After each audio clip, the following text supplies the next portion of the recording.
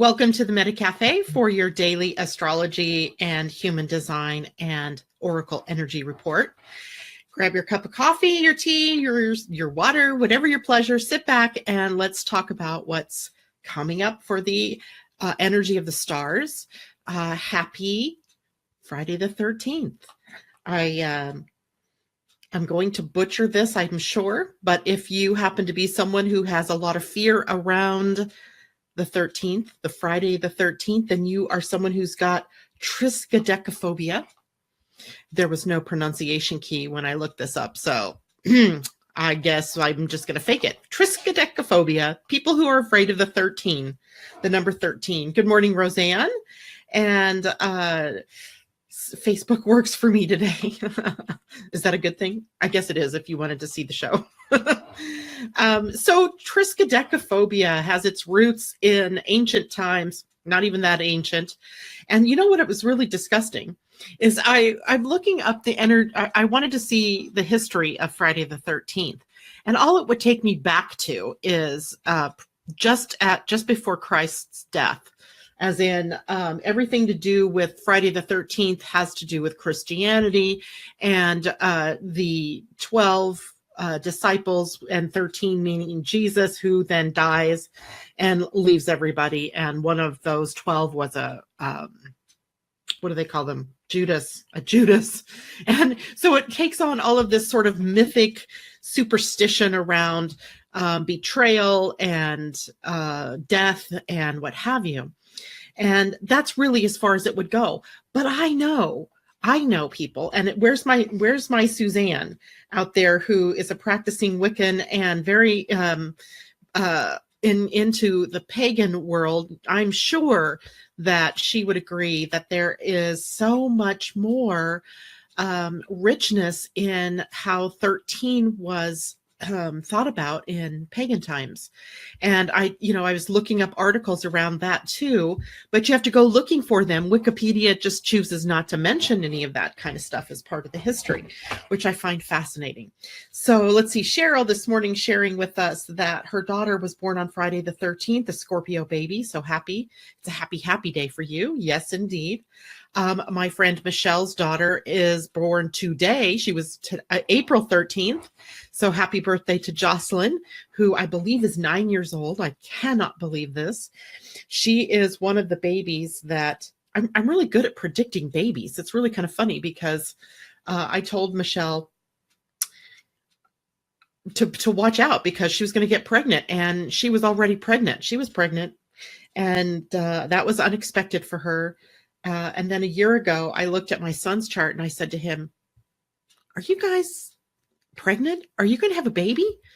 And he just literally the color just drained out of his face because unbeknownst to me, they were attempting to do in vitro. And so that was crazy. And, he wasn't telling anybody about that yet because it's such a long process.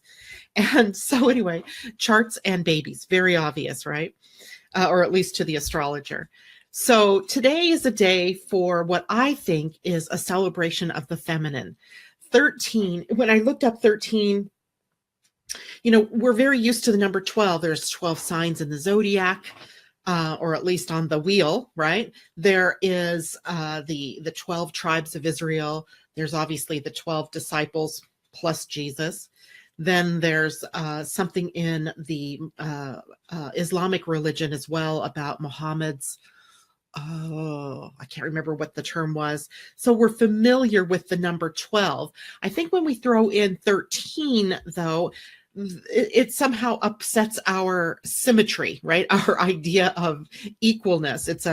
It's a prime number, meaning it can't be multiplied or divided by anything other than one and itself. And so there's something about it that I think makes people unconsciously nervous. And to me, when I look at that number, here we see it, we're living astrology. So let's look at it from astrology standpoint, right? There's a 13th sign right now, a 13th constellation on the ecliptic plane called Ophiuchus, which we think of as the sign that Chiron, the planetoid, would rule. And astrologers refuse to add it in there. We are so connected to our 12 that when a 13 comes along, we kick and scream and throw a tantrum rather than going into the mutableness of it. Because 13 evokes a new structure, a new form, a new way of behavior. In the Mayan number system, 13 represents ascension. I don't make this stuff up. Really, I don't make this up. But I think there's something to be said for all of us who maybe, we don't have an outright fear of 13, but whenever it is that we get stuck in our old paradigm and we can't ascend beyond it, that is in some way we're tapping into that fear of not wanting to ascend to the next frequency or to be able to express the next frequency of who we are. So 13 brings up a whole bunch of stuff, but it's a wonderful day. I always seem to think that it's a lucky day. And to me, 13 is, it's almost like, let me just poke the bear because that number just seems to make so many people uncomfortable. And let's just put it out there and say, hey, let's embrace the number 13. And anyway, so that's today, Friday the 13th. Today, the moon is in the sign of Pisces at about 22 degrees, at least at the moment I pulled the chart. And it is heading on out as we get into later in the day. By the way, we have a void of course moon for the entire day, pretty much. If you're on the East Coast, the void of course moon started at 7:27 a.m. and doesn't end until 11:26 p.m. this evening when the moon moves into Aries. And void of course moon for us here on the West Coast, 4:27 a.m. until 8:26 p.m. But I'm a little confused by that. And I'll tell you why. I rarely used the void of course moon until just a few weeks ago, or maybe just a couple months ago. And you guys know that because I was never mentioning it. And I really don't like to always use it in my astrology. I never use it in readings unless it's blaring at me, to tell somebody about the void of course moon if they're attempting to do something during a void of course moon, etc. And here's the reason why. In traditional thinking, the void of course moon means the moon is not making any contacts with other planets or with cusps of any signs. But here we have very clearly the moon in a sextile to Pluto, and it's also trining Jupiter right now, right, for the whole day. So what up? What up with that? So to me, I think the void of course is a call for us to be aware that the energies of the moon may be waning in relationship to some of the contacts it has made earlier. But it certainly isn't something that you have to pay attention to so closely that you define your whole life around it. So that's my take on it. Others might not think so much about that, but I will keep letting you know when the void of course moons are coming. So Saturday, of course, the void of course moon literally means then, of course, we're ticking down the time to when the moon will move out of the sign it's in and into the new one. So at 11:26 p.m. East Coast time, 8:26 p.m. West Coast time this evening, the moon will move out of Pisces and into Aries, and it stirs a honeypot filled with bees because there is so much going on in the sky as we move into the new moon. So Saturday, the moon moves, that has already moved into Aries. So we have this whole day where Jupiter is in a sextile to Pluto, Mars is in a sextile to Neptune, Moon is conjunct Mercury and squaring Saturn. And it seems that we have a whole host of irritations maybe in the development, whether it's, for me here, it is these cloudy, dark skies where it's windy and rainy and you're just itching to get out in your garden and do something, or you'll want to get on your bicycle and ride, but it's cold still and drippy. And there's that frustration of not being able to do what you want to do. So the weekend itself may be filled with these frustrations. Certainly our 2-year-old president, did I say that out loud? Is acting up, sending out information that, people are, well, anyway, I don't want to get into it because it just makes me annoyed. But so people out there are probably going to be a little conflicted, maybe a lot irritable. I don't know what to say more than, get into deep breathing, get into your yoga studio, get in, do some exercise, do anything that you can do to sort of break the tension, because there's a lot going on up there in the heavens. And if you look at the chart, you see all those red lines, but you also see some blue lines, right? The balancers. So the balancers really are the sextiles here in this case, right? The squares are annoying, yes, and they create challenging situations.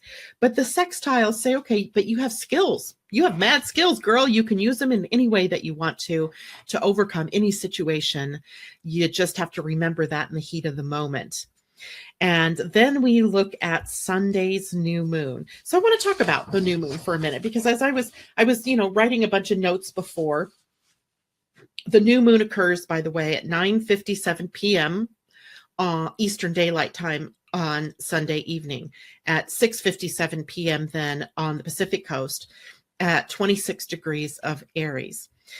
The new moon, if you think about the new moon dynamically and physically, it is the coming together of the sun and the moon, and it is joining up in a conjunction. So the sun, if you could think of the sun as representing our ego, our physical being, our body, and the moon representing our emotional self, or our inner world, our soul. And it is a unifying of the two of them. Once a month, these two come together, and they represent new beginnings for us. But I feel like it's also a time of unity.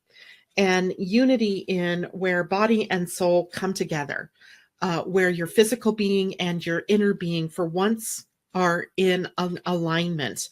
And if you can tap into the alignment that there is going on here in the physical presence, where you're rooted here on the earth, then this gives you a time to be bold, right? This is Aries energy. Be bold, but not impulsive, right? Don't do things that I am really chomping at the bit right now, because there's some things that I really want to do, and they're not necessarily good things either. And I'm just holding myself back from doing it, because I know I would be tapping into impulsivity. I'm needing to be bold, but not impulsive. Be independent, but know when to ask and know when to receive help from others. Aries is a sign of independence and self-sufficiency. It's ruled by Mars. It is also a sign of dynamic action because it's ruled by Mars. But we have to be smart about what we do, because if we're not, we can take action and move in a direction that isn't necessarily what we were meant to do. And we also have to remember that Mercury is turning back from retrograde to direct on Sunday. So that is definitely not going to be the day that you want to make big changes in your life. Consider them, yes. Tap into them, maybe, with your soul or with your body, but don't really do anything about it yet. Because what happens here is the planet Mercury doesn't just suddenly stop its retrograde, and then start zooming forward. It comes to a still point. It comes to a point where it has gone as far as it's going to go in its retrograde motion, and it hangs there, right? It's stationary. It's stationary direct, meaning it's stationary, it's not moving, but its intention is to start moving back forward. I hope that makes sense to everybody. So literally, just because we want to say, whoops, Mercury is no longer retrograde, isn't necessarily the time that we should go, whoop, let's jump forward and take action, because the planet isn't yet moving forward. And now, again, you understand this isn't a literal moving forward or backwards, right? We're not literally saying the planet has stopped in its orbit.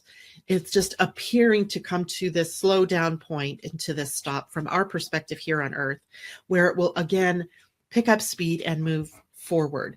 And it has a shadow period still, right? We have another couple weeks of Mercury in its shadow before it gets past the point it was at when it went retrograde. So we will still be going over territory we've already experienced for the next couple of weeks. So what does that mean as far as the new moon window and our being able to do something new? It means that we may still be in sort of a bit of a holding pattern, and that we may still get frustrated and irritated because things aren't opening up the way that we thought they should or that they would. And everything is right and perfect. I just got to tell you that everything is in its perfect timing. Even if it doesn't seem like it, things are moving in a direction. It may not necessarily be a direction that you want it to go into. And that is something I'm struggling with right now. I did a card reading for myself the other day. You know how I like to share my own, irritations with the world. So I was, where did my deck go? Because I literally wanted to throw this deck away the other day because I drew a card because I was in a situation and I was struggling, and I wanted to pull a card and find out what was I not seeing about the situation. What did I need to know about the situation that, was escaping me? And the card pissed me off and literally just made me go, well, and of course now I can't find it. It's probably up at the top. No, of course not. And you know me, I love these cards, right? I'm always talking about how awesome these cards are. And time for a nap. It wasn't that card though, but I like that card. Okay, so you're going to be the very last one I pick, are you? Found it. This was the card that I pulled that pissed me off so bad for me personally. It was number 6, which number 6 is my life path number. I'm actually a 33-6 numerologically. And so 6 to me should have been a good card. Notice the words down at the bottom, not for you. So when I looked at the 6, and I'm going to read it to you because maybe you guys can help me figure out what the hell it means to me, because I was really literally asking about the direction my business needed to go, and whether or not to stay in this business or to go out and get a worldly job. Because again, I'm at that point where, I'm trying so many different things. They're not working. And so what do I do with all that? So it says, a clear knowing that something is being denied you. Rejection is God's protection. WTF? What? Are you serious? So then I had to read the card, and it was right side up. It was, the oracle's message. There are times when it appears that no matter how deeply you desire something, no matter how hard you work at something, the result you seek always seems to elude you. It's as if you don't really get to be in the game and you feel you're just watching from the sidelines. The appearance of this card indicates that you are not going to attain what you want right now. That indeed your dreams for the exact thing will not be fulfilled. Okay, I can't even read it anymore because I'm getting mad even reading it. I don't know what all that means. I don't know what that means. And it's asking me to have faith that the right thing will show up, that I'm being protected. Well, I got to tell you, it doesn't feel like freaking protection to me. It feels like frustration. And of course, this moon getting ready to move in Aries is even worse for me, right? Aries also happens to be my 10th house, my career house, my worldly house. What I do in the house. So I have to sit here in my mud puddle of not for you. And I'm hoping that the new moon is going to shed some light on that for me. And I share this because there are a lot of people out there who I'm sure right now are feeling the frustration of this energy, where remember just yesterday or the day before, I was like, oh, I was so excited. I was, gas pedal on, and I was going full bore, and all these things were working out. And then yesterday morning, after I get done on air, I am playing with my YouTube channel, only to find out that aligning my YouTube channel with my business means leaving the other channel and all the videos on that channel and the subscribers behind. But I'd already rushed headlong into having somebody do that for me. And so now I have 2 YouTube channels. One under Janet Hickox or Janorama 2001 and one under Living Astrology. So yeah, Michelle, I love you, Michelle. I really do, even though I was very terse with you last night because I was so irritated by this card reading, and it's been sitting in my mind and just Here's the problem. It's in my mind, and your mind can pick up a message and it can twist it and turn it and lay it out in 10 different directions. And before you know it, you're confused and you're conflicted and you're in irritation mode. And that's where I was. I was in irritation mode. And I think a lot of people are getting into irritation mode because we don't know what to do. That damn, foot on the brake, foot on the gas pedal, and we're not getting anywhere fast. That's where I feel like we're at. And I think that the new moon, I'm hoping that the new moon, it may not be on Sunday.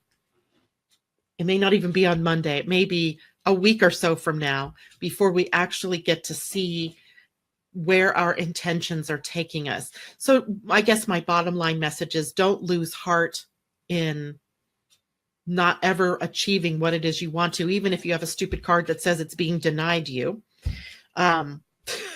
For whatever reason, it's being denied to me. But understand that the way will be shown, right? Where the way will be shown.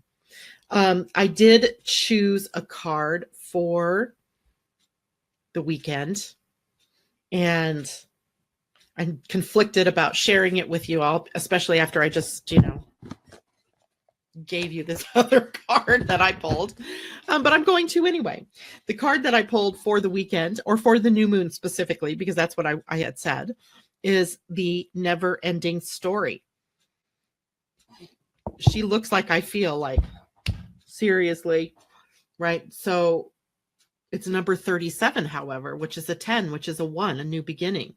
So let's take a look and see what this new moon energy may bring through our knowingness with the cards. And again, I'm using the Wisdom of the Oracle from Colette Baron Reed.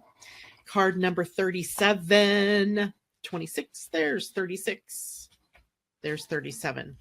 The essential, and by the way, I drew it and it was right side up. The essential meaning, oh my God. Self-criticism, the wounded ego, and unnecessary dramas.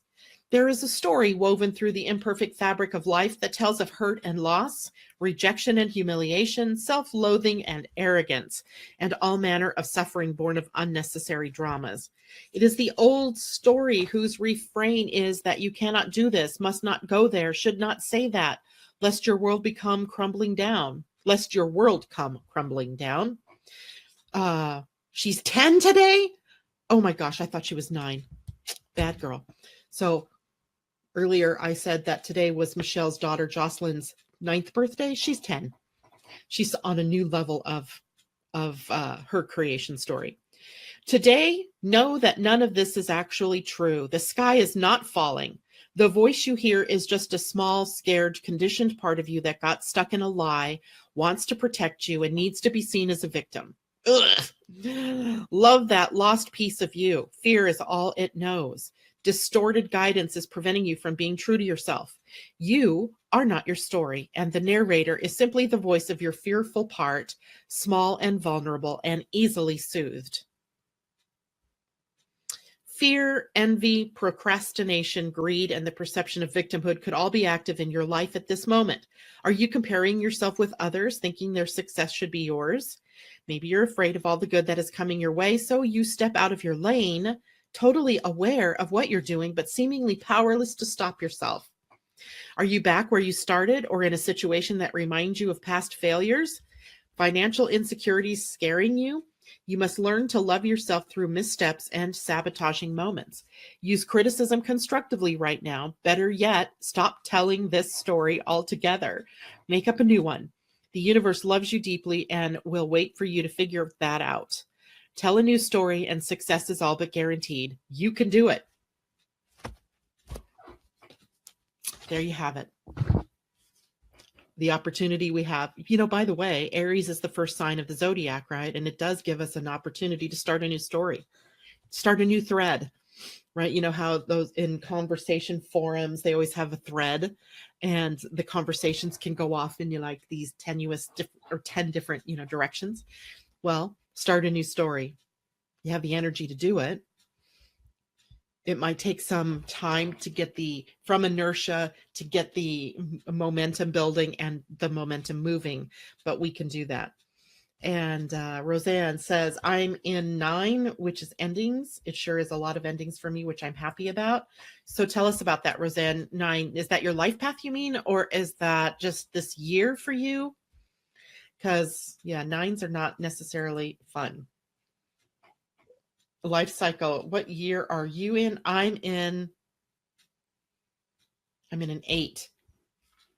Actually, that's a point of contention for me, because some numerologists believe that at the beginning of the new year that you change also with your numbers.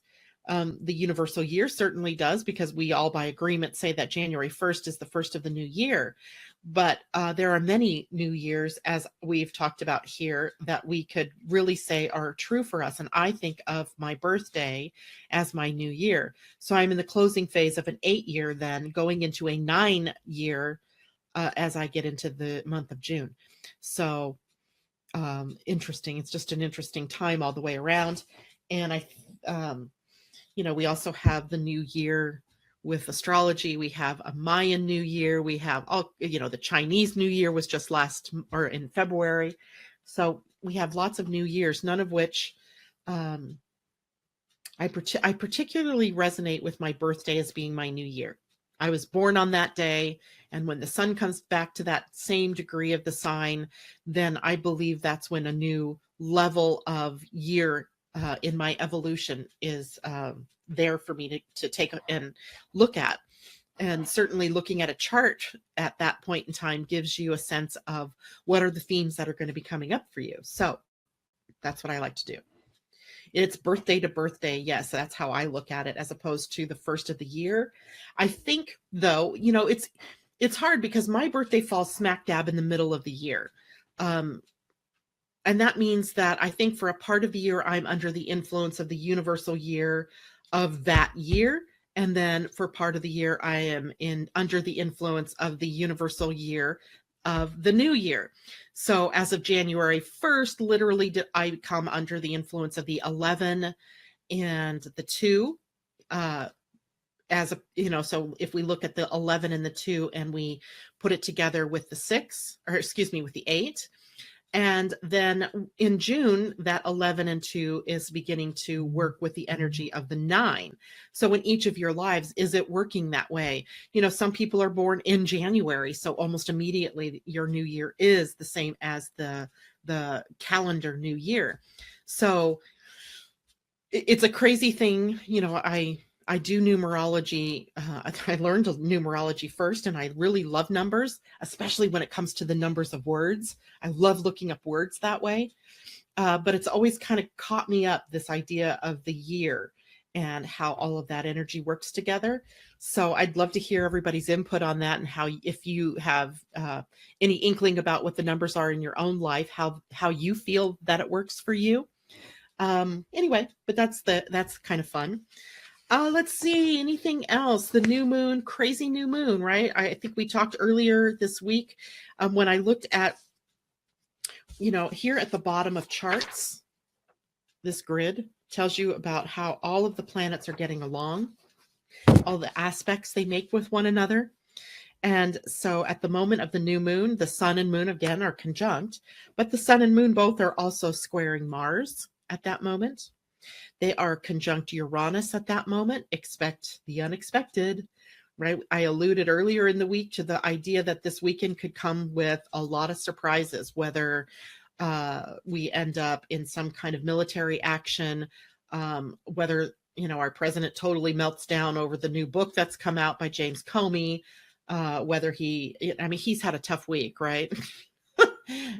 Tell all books, and his lawyer's office is being raided, and God knows what kind of information they came into contact with. And so for him, this has been a crazy week, no doubt. And we're also a party to that in our own lives. There are things like this happening for all of us. The planet Pluto is squaring the sun moon conjunction. There's a sextile to the solar eclipse of August of last summer. I'm probably one of the few people that really look at the eclipses that way, because I like to see I like to see how that gateway, that big portal, that change agent that we call eclipses, is playing out as we go through different versions of its aspects in the year or so following that solar eclipse. So if you'll recall, that solar eclipse was at about 27 degrees of Leo. There's something wrong with this thought I'm having here. Because it's a sextile, not a conjunction. Okay, so a sextile, meaning it's meant to pull out the best of our gifts and our talents at this point in time. So whatever happened new and opened up for you in August, hold tight to that, right? To the potential of that and how it will be able to have you using your gifts and talents in the best way for you over the next several months, at least the next month. And let's see, we also have the Sun Moon conjunct Eris, the goddess of discord. Yay. So we have some very, and trining the Galactic Center. So we still have access to some higher order energies, higher frequency energies streaming into the solar system, i.e. streaming in here to the Earth. I.e. streaming right directly into you through your crown and down into your body and anchoring you here onto the planet. So it all translates into a lot of energy and a lot of, I want to say it's a feeling of being ill at ease, right? But sometimes that means that things are changing, and if it's out of our control, which it certainly is, that makes us even a little bit more ill at ease. So I think we just hold tight and we go through this time. That's what I'm doing. I'm not making any big decisions. I'm not making any big changes, but I think the handwriting is on the wall, and I'm just going to keep watching the handwriting and see where it leads me. And there'll be more on that because, of course, I see you guys every day, or you see me every day. So you'll be able to see how Living Astrology is unfolding, and hopefully it has something juicy for you to learn about what's unfolding in your own life. A couple of reminders before I go. One, I would really love it. I'm going to put the link on my Living Astrology page once more to my new YouTube channel. Who knew that you needed to have 4,000 views and God knows how many subscribers before you're considered a valid YouTube channel? I did not know that. I've just been putting videos up there and not necessarily caring about subscribers or how many people view my videos. So would you please do me a big favor and go to my YouTube channel, click subscribe if you'd like to receive the notifications when I post videos, and at the very least view the videos that are on there just so that I can get some more views so I can play the game with Google. Got to play the game sometimes. A reminder, Wednesday, the 18th at 4 p.m. Pacific, 7 p.m. East Coast time is the webinar, 3 Keys to Unlocking the Power of Your Human Design. We are going to talk about your type, your strategy, and authority. It would be a great idea if you have your human design chart with you so you know who you are and what you are when we're talking about it. And if you need your chart, you can go to my website, www.living-astrology.com, and request your free chart. Even if you've lost your chart and you just say, Janet, I lost my chart, I need a new one. I've got everybody's charts. If you've gotten one from me before, it's easy access for me. I just have to email it to you. Question that people have been asking me, if I can't go to the live event, will I still be able to have access to the event? And the answer is yes, because I know that I can't pick a time where 100% of you are going to be able to be there. So I had to choose the time that the most people could be there. If you purchase the webinar, the link that you receive in your email and the password will work for you at any point in time that you decide to go in and watch the video or the webinar. So no worries there. I have no intention of taking it down right away and hiding it away for you, from you. So please feel free to purchase your seat in the webinar and just know that whenever you're ready to listen to it, it'll be there for you. And I think that is all I have for today. I am on my way to Seattle today. My granddaughter has a modeling gig for Zoo Lily in Seattle, and mom and dad both had to work. So grandma got called into action. So I'm headed out the doorway into the blustery world today of wet and wind to head about 70 miles south of me to Seattle with my granddaughter. It'll be fun. I can't wait to watch and modeling in action because I've never been behind the scenes. And because she's under 18, she has to have a parent or guardian or somebody, an adult with her. So I get to be a party to all of it today. So that'll be fun. In the meantime, I love you all. Take care. Have a wonderful weekend. I will see you on Monday morning, bright and early my time, to talk about what's coming up for next week. Next week ought to be a doozy too, with 2 major planets going retrograde and Chiron changing signs. So we'll have a lot to say about that. All right. Take care, everybody. Bye for now.